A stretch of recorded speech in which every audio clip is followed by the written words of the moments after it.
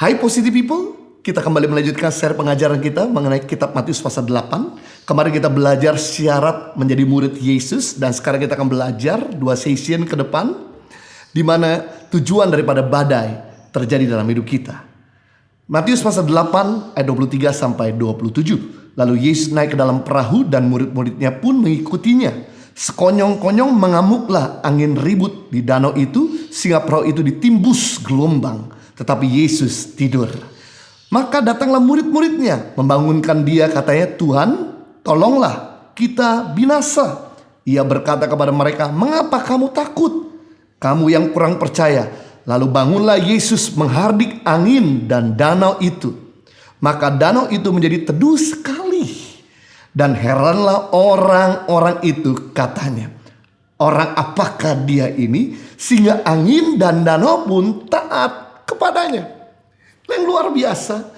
Waktu dalam perjalanan Yesus menuju ke daerah orang Geraza, atau yang disebut daerah orang Gadara, Yesus sebetulnya bisa mengambil jalur darat menuju ke sana.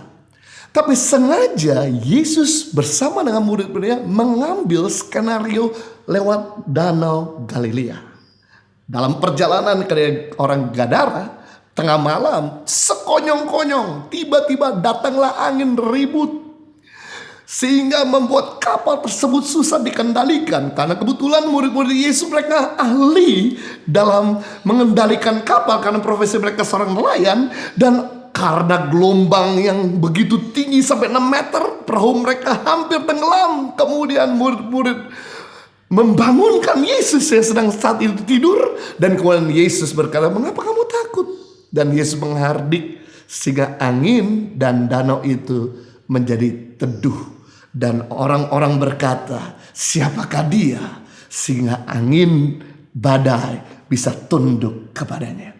Kita bisa melihat di sini, untuk belajar mengenal Yesus tidak cukup hanya dengan mempelajari tentang dia, ajarannya dan perbuatannya, tapi juga mengalami dalam kehidupan kita.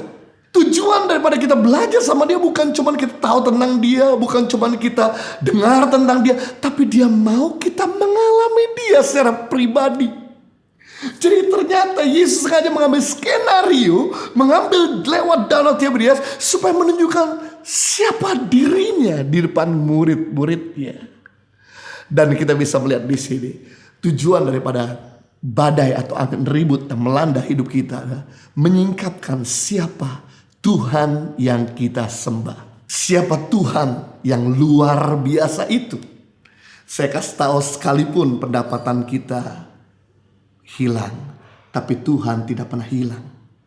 Sekalipun orang kita cintai itu pergi, tapi Tuhan tidak pernah pergi. Selama dia ada di dalam bahtera kehidupan kita, angin sekencang apapun, badai seberat apapun, tidak akan pernah menenggelamkan bahtera kehidupan kita. Tujuan semua itu terjadi untuk menyingkapkan siapa Tuhan yang dahsyat dalam kehidupan kita. Tuhan kita bukan Tuhan yang hanya cuma tinggal di takhta. Tuhan kita bukan cuma Tuhan yang kita sembah, tapi Tuhan kita adalah Tuhan yang hidup bagi hidupmu dan hidup saya. Hanya cuma seorang tabib yang butuh dokter. Hanya cuma seorang yang bodoh yang butuh guru. Seperti wanita pendaran selama 12 tahun dalam hidupnya, dia pergi ke berbagai tabib. Dia menghabiskan uangnya sehingga dia cuma bisa bertahan hidup, tapi tetap mengalami pendarahan. Dalam Matius pasal 9 ayat 20 sampai 21. Begitu dia dengar bahwa Yesus adalah penyembuh, Yesus adalah Tuhan yang berkuasa, dia putuskan untuk dia tidak lagi pergi ke tabib atau dokter. Dia pergi ke Tuhan Yesus. Dan dia berkata, "Asalkan ku jamah ujung jumbanya, aku sembuh." Dan akhirnya dia pegang jubah itu, dan wanita ini berhenti dalam sekejap pendarahannya. Wanita ini tidak akan pernah mengalami Tuhan dalam hidupnya kalau dia sembuh oleh tangan dokter. Sama seperti anak Yairus yang kedapatan sakit parah dan hampir mati. Dan betul ketika dia minta tolong sama Yesus, dia sudah pergi ke coba berbagai tabib, tidak sembuh. Dan kemudian dia meminta pertolongan pada Yesus. Dan dalam perjalanan ke rumah Imam Yairus, kepala ibadat tersebut, anak itu udah mati. Begitu anak itu mati, semua orang berkata, too late, terlambat. Yesus berkata, tidak. Dia cuma tertidur, orang-orang tertawa. Nggak mungkin, orang udah mati bisa bangkit, bisa hidup kembali. Dan benar. Kemudian Yesus mendoakan anak kecil tersebut, anak kepala rumah ibadah tersebut, dan anak tersebut yang mati jadi bangkit. Kita bisa melihat di sini semua krisis yang melanda dalam hidup kita untuk menunjukkan siapa Tuhan dalam kehidupan kita. Tuhan mau kita bukan cuma tahu tentang Dia, mengerti tentang Dia, paham tentang Dia. Dia mau mengambil satu skenario lewat badai-badai dalam kehidupan kita. Justru kita bisa mengalami Tuhan yang hebat dan besar dalam kehidupan kita. Itu sebabnya janganlah kita sampai meninggalkan Tuhan ketika kita mengalami krisis. Janganlah sampai kita melupakan Tuhan atau justru kita kecewa sama Tuhan.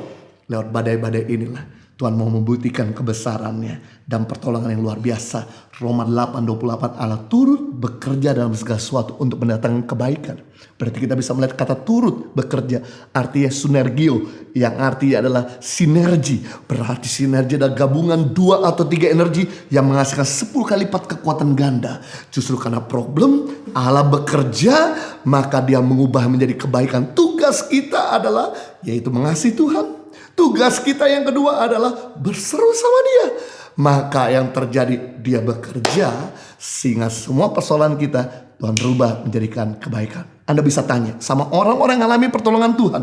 Pasti mereka akan berkata gini, saya bersyukur bisa melewati masa-masa sulit ini. Justru masa sulit-sulit inilah yang akhirnya saya bisa memuliakan Tuhan. Seandainya kita udah minta tolong sama Tuhan, namun tidak sembuh-sembuh, jangan khawatir. Justru lewat hidupmu ketika engkau kuat menghadapi masalah, nama Tuhan ditinggikan. Saya teringat ada seorang bernama Nick Fujitsi yang tidak ada tangan dan tidak ada kaki. Dia sempat komplain sama Tuhan, kenapa aku cacat? Kenapa aku seperti ini? Dia berdoa agar tangannya bisa tumbuh, kakinya bisa tumbuh. Namun tidak juga terjadi. Tapi yang dilakukan adalah dia tidak pesimis dengan keadaannya.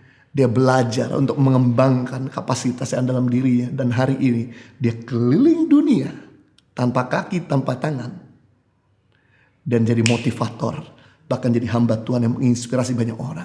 Jadi ketahuilah bahwa badai-badai yang Tuhan izinkan dalam hidup kita seandainya masih belum dijawab, Tuhan sedang membawa untuk hidup kita semakin memuliakan Tuhan dan menyatakan kebesaran Tuhan. So jangan takut sama badai. Hadapi badai bersama dengan Tuhan. Kita akan mengendarainya sampai tujuan di mana kemuliaan Tuhan dinyatakan. Tuhan Yesus memberkati. Ya, saat ini kami sudah ada di Sperong.